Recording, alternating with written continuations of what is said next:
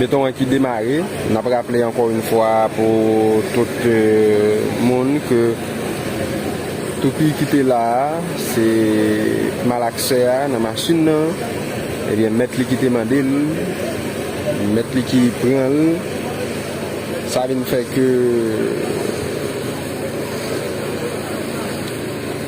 faire que c'est avec deux malaxeurs qui là. Nous sommes regarder ensemble avec moi, il y a deux. Et malaxeurs, c'est avec eux que yo a travail. Deux petits malaxeurs. Et bien, dimanche matin, bien bonheur.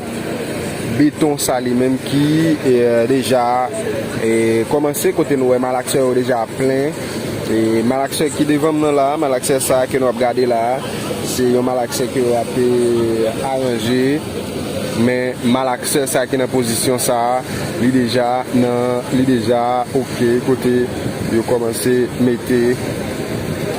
mettre et matériaux là-dedans. Eh bien, j'en ai essayé de garder ensemble avec moi. C'est comme ça, et travail là lui-même lui levé pour jeudi dimanche 10 décembre 2023. Eh bien, béton lui-même qui est déjà démarré dimanche bien bonheur, nous sommes capables de constater. C'est béton seulement qui gagne pour matin.